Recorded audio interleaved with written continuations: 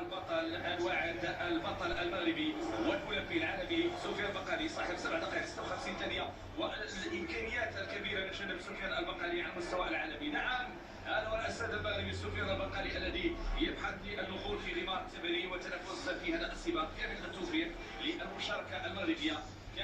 الأعدائي إذا ينطلق السباق، تنطلق أيضا المنافسة، ينطلق أيضا البحث في هذه المشاركة هنا في بودابست من جانب سفيان البقالي لتحقيق مشاركة جيدة. نذكر بأنه صاحب الرقم القياسي أو صاحب اللقب العالمي لكافيوجن 2022 هذه في 3000 متر موانع، وأيضا من الأسماء اللي قدمت نفسها بصورة جيدة. الوقت اللي هنا الأنظار تتجه إلى جريمة مشهد جريمة. إذا السباق الآن في اللحظات ديالو الأولى يكون سباق تكتيكي لا محالة. الوقت اللي موضوع مهم، الرؤية أيضا مهمة، التعامل مع العدائين وإدارة موضوع العدائين فهو مهم. كنشوفوا هنا السويدي هو الذي يقود هذه الموجة. دائما سفيان البقالي وفيا للتكتيك ديالو، الانطلاقة من الخلف ومراقبة السباق وانتظار الوقت المناسب من أجل التقدم نحو الأمام والبحث عن الحلول من أجل طبعا الحصول على المراكز الأولى وخاصة المركز الأول. إذا تجاوز الحواجز سباق 3000 متر موانع، كيبو تبران يقود هذا السباق في المركز الأول، سويدي في المركز الثاني، وفي المركز الثالث الكندي. الوقت لسفيان البقالي يعني يبحث عن مراقبة، دائما مراقبة لهذا السباق.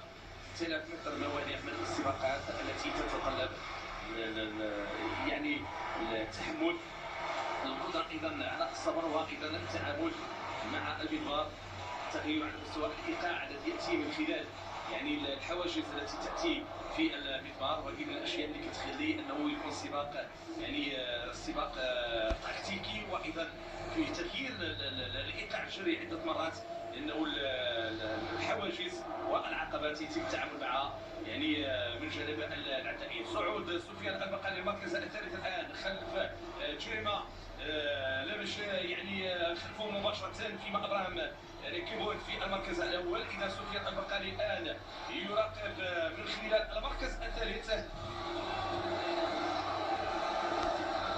متابعة للمسار المخصص لهذه الدورات.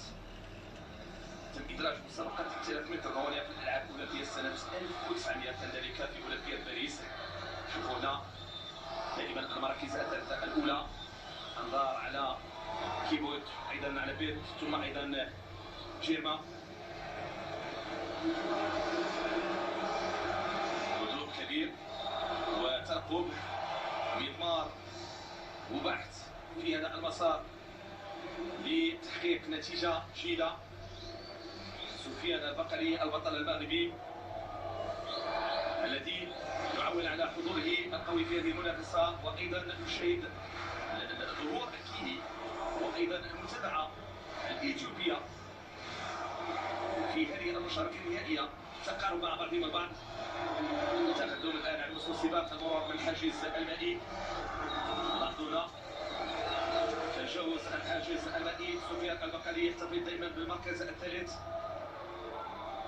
يتابع ويراقب السباق. سباق تكتيكي، سباق في ترقب، يختلف عن سباقات دايمن ليغ، السباقات التي تكون بأرانب السباق، والأمر الذي نشاهد من خلاله أيضا رفع الإيقاع بشكل مغاير عن بطولة العالم، فالأمر يختلف لأن بالتكتيك خاص. 3 دورات متبقية، 3 دورات متبقية، ونشاهد هنا عملية ديال التقدم من جانب جيرما، وهنالك أيضا التكتل ديال الأعدائيين الكينيين وكأنها استراتيجية.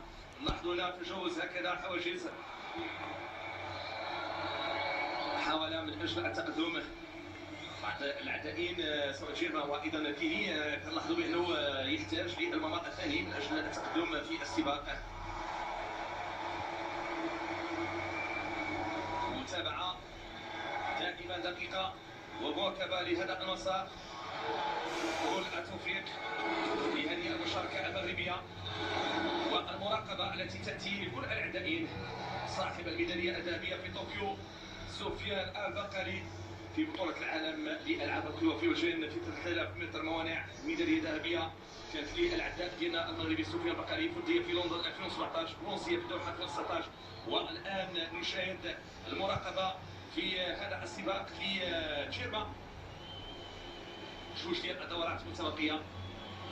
الدورات متبقية موضوع مثالي مراقبة لمجرى السباق وايضا تموضع جيد في محاولة الان جيرما باش انه فعل الايقاع. شوفوا كيفية العدو بالنسبة للأعداء الكينيين اللي بقاو متأخرين بشكل كبير. إذا الحاجز المائي والبث المائي يتم تجاوز الآن. كيفوت أمر مهم.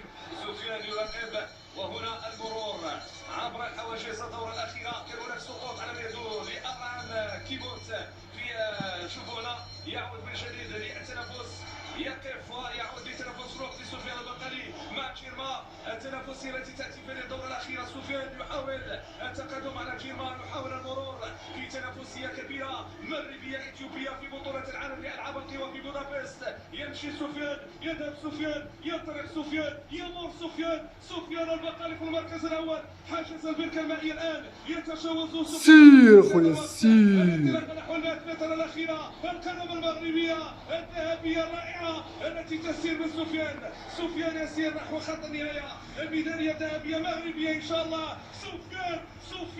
سفيان البقالي البطل الأولمبي والعالمي يفعل ميدالية ذهبية في بودابست. ميدالية ذهبية مغربية بأقدام مغربية يفعلها للمرة الثانية. سفيان البقالي يتوج بالذهب